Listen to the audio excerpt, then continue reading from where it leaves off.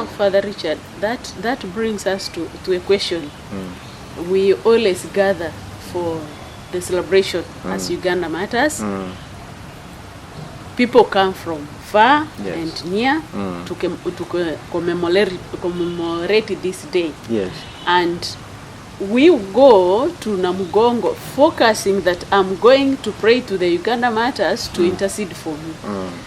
And sometimes we have realized that in the place where we have gone to pray, we found, as you've said, violence. We find people who come with a different intention because they are coming to, in the name of, they are going to celebrate, but they come with a different intention of, again, intending to kill.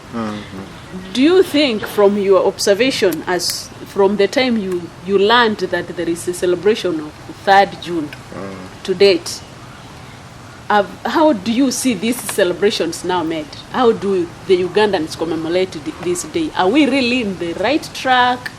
What's your observation now in the commemoration of the Uganda Martyrs Day?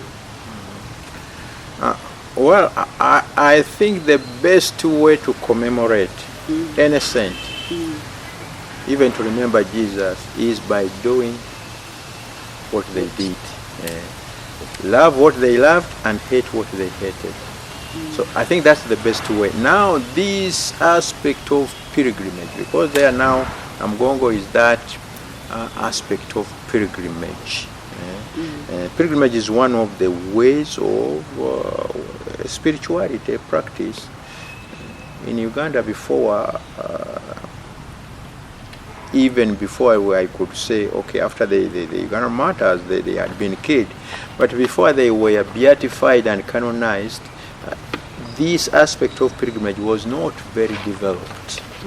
Was not very developed. But now that it is now part of our spirituality, thanks to the Uganda Martyrs. Because when you see the places where we go for pilgrimage, they are mostly only those where the Uganda Martyrs, either they were born, they were baptized, or they died from.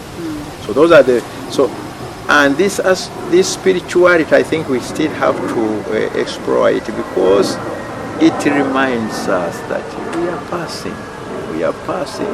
We have to purify ourselves. So we commemorate by going to Namugongo. Millions now, we speak of millions. As you have said, there are some who have come with erroneous intentions. But I think the majority, they come, they are seeking. You see in these people, they are seeking God. They are seekers of God. And I think not only those who come, but even those who will see these pilgrims on the TV, people walking for long distances, suffering and so on. I think it even brings them to think, but why? But why? So in itself only that people gather, I think there is something positive. And I'm sure that of the million and so who come there, many go back, they are transformed or converted, and no more faithful to their religion, and also I think to put in practice what the martyrs did. Now, for you, according to you, what spiritual meaning does the Uganda Martyrs Day hold as personally? What spiritual meaning does the Uganda Martyrs hold in you? Well, I think spiritually,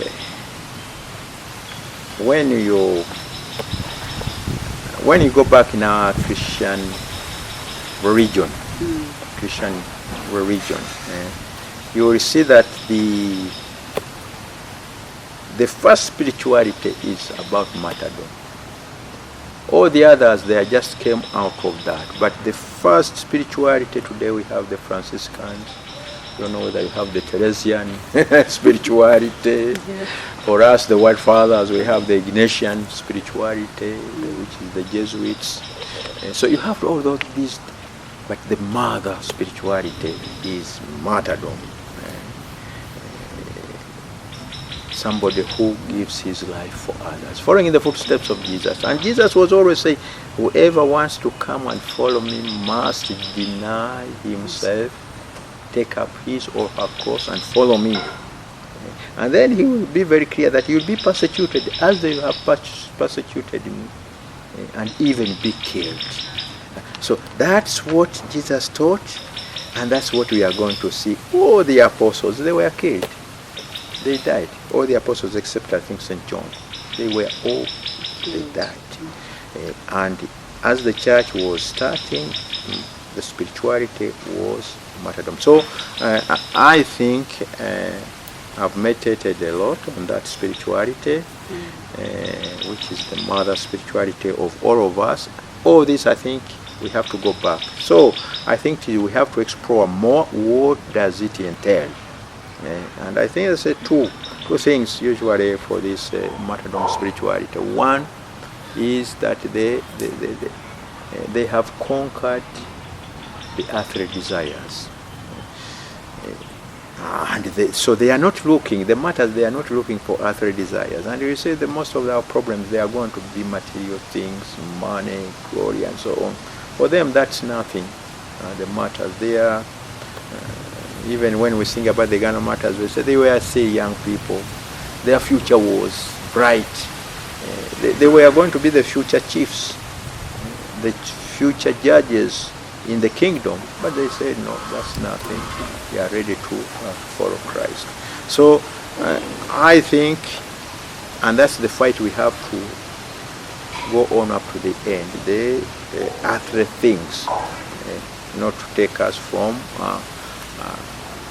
the direction in which we are. Our life is, we are on a journey at the end. And then, surely, the fear of death. The Uganda Martyrs, I mean, not the Uganda Martyrs, but all the martyrs, when they are going towards their death, it's the door. They will embrace death, you know, like St. Francis is going to call death, I think, my sister death. Because that's the only way. So there is no fear. And you see that most of the things people do, it is out of fear of death, or to be taken away from the earthly. So I think when we reflect more deeply, the Uganda Martyrs, they once again invite us to go to the core of our spirituality as Christians. And that's to not to be taken by earthly things, and then to stick, of course, on the teaching of Jesus, and if need be, give our lives for that ideal in which we believe in. Yes. Now, how do the Uganda Martyrs inspire Catholics in Uganda today? Well, I think by the fact that many people they commemorate them on that day, that thousands, some go to Namgong, but others also in different places. So they are affected. That celebration, it's like how does the Eucharist affect people? They go every day, and you know how Catholics want. So I think also that this devotion to the Uganda Martyrs that people have, people are going to name their children after the Uganda Martyrs. People are going to name their businesses after the Uganda Martyrs. Schools are named after the Uganda Martyrs. So I think indirectly they are affecting us. They are affecting us, those Uganda Martyrs. But I think we have not exploited enough how much they could even affect us, influence us in our way of dealing with other people, and our way, vision of society, and all the virtues that we see in them. Yes. Now, Father, have you ever attended the Uganda Martyrs Day celebration here in Namgong? Many times. Which experience have you had year after year? Many. So, well, the first experience I think is that you see there is a growth For us who have seen how, and even when you follow the history of the pilgrimage and celebration of this day, you see that there is a growth. And that growth is not for nothing. More Ugandans are coming, but even outside Uganda, outside Africa. So it's not for nothing if we meditate on it. So that for me, once again, I think that experience shows that people who die for ideals and then religious ideals, they continue to have an impact on us. They continue to have an impact on us. Now for me, of course, one of the major pilgrimage and celebration that I have had, one of them was the visit of the Pope Francis. Pope Francis, he visited, and I had the chance to be there and to make a translation, his homily into French. Wow, who am I? When I go back, who am I that they could choose from? Oh, and they say poor missionary from Narozari in Masaka to be the translator. So for me, I always reflect, and I reflect very much on that homily, which was inviting us to, he was saying, fan into flame the spirit which is in us, which was the same spirit which pushed the Uganda Martyrs to die for their faith.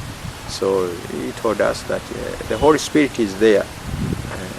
The Holy Spirit is, from the baptism we receive the Holy Spirit, and it's the same spirit that the Uganda Martyrs received.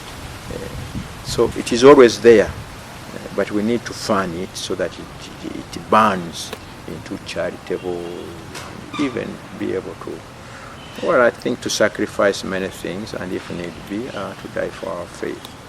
Yes.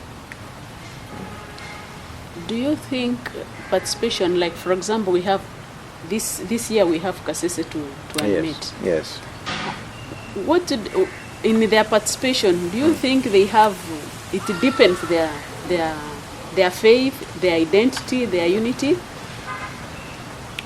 Yeah, I think whenever you are to prepare a celebration, whichever celebration, and you have to call in different people to participate, share their ideas and so on, we can do this and this.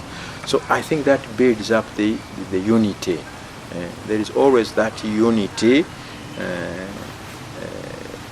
By just the fact that you are preparing, you have to think about the songs which have been sung, why choose this song and not, why compose this song, you choose a theme.